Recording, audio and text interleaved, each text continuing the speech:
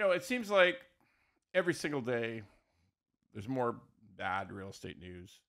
Seems like I'm always talking about some new problem with real estate, mortgages, government. Seems like there's just so much negativity. But look, it's the cycle we're in. It's just the cycle we're in. We're in the back end of a real estate cycle. Things are riding high and going great, and now not so much. But are there things that can be done that would make it better? Is there a way that things could be better?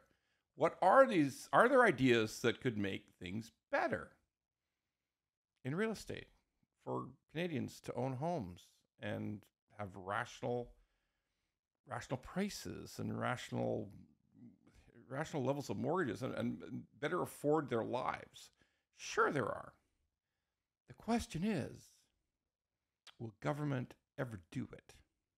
Because the things that come to my mind that would enormously help to fix this aggravating, super high, unfair price of real estate and to try to change that and make things better for young people, make things real estate more affordable, make housing more affordable in a real way, not the bullshit government way, just promising.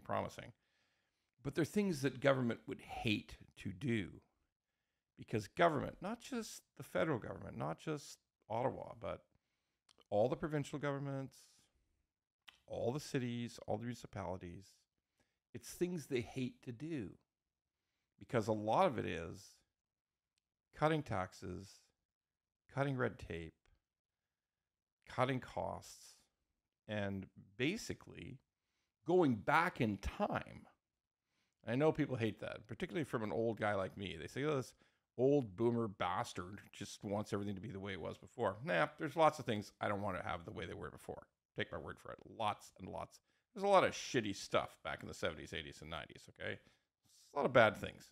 Don't need to come back.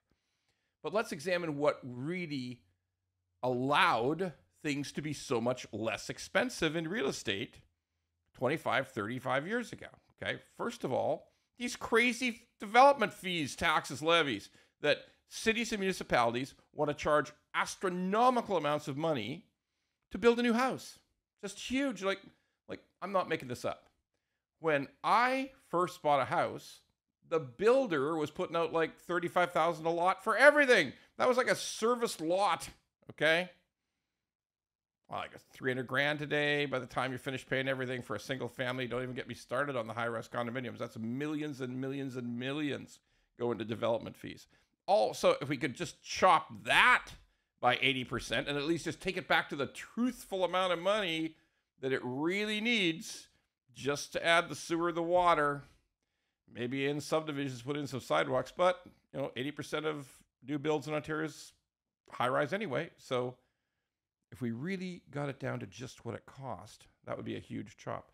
What if we killed all the crazy red tape? What if we just, it takes like 20 or 22 reports just to fit on. You just have to get the reports together before you can even get the start of the permit process. So you're spending millions and years just to get to the point where you can start, just the starting gate, okay? And that's going to piss off a lot of people who are environmentalists, because at the end of the day, that means throw that fucking report out. Throw a lot of these reports out. So if the pink-toed salamander is going to get wiped out in that little spot where we're going to build the subdivision, it's going to get wiped the fuck out. Okay, that's it. It's gone. Okay, we have to realize that infinite complexity, infinite concern about liability, infinite concern about what can go wrong makes things unmanageable and unbelievably expensive. So that's all got to go. All that bullshit's got to go. All right? Get mad. That makes people are mad already. Some people listening to this are mad already. Okay? Now, the same thing applies to infrastructure. We got to be building highways really quick, not 15 years to decide to start to build the highway. Like 2 years of study, we're not going to upset any water tables. We're going to have to expropriate some properties. But we got to build it. We got to get started. We got to go. Okay? People are going to be pissed. Okay? Because they're so wrapped up in the complexity, and there's going to be demonstrations. You can't build this highway here. Okay, well then let's build high-speed rail. No, you can't build it here. Sweet Jesus, you can't build anything. You can't build anything without a protest. So bottom line is, we got to throw out all the land, half the land restriction bullshit. If it's not already a farm, if it isn't an active farm, we got to stop and think about whether, hey, maybe we should just build on it. This greenbelt stuff out the fucking window. Okay. So, but we're at about 5 minutes into this, and I got about 1,000 people just screaming. They're going to start putting into the comments, "You're a crazy person. You're just a son of a bitch. You're like a fascist." Okay. Look, if we don't get clear on this, it's never going to work. What we've done, the layers of complexity, reporting, of inputs, of concerns, of liabilities, of everybody covering their ass, and everybody making sure nothing can ever go wrong, which is impossible, but by getting a jillion reports, you're taking a shot at it. It doesn't work. Just ask yourself this. Is what we're doing now working?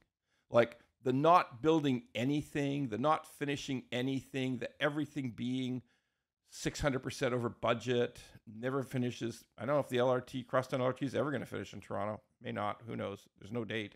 So is this working? Is this a workable system? Or is it completely fucked up? Well, if it's completely fucked up, then you've got to tear it down and start all over again. Comments get going, but I'm right.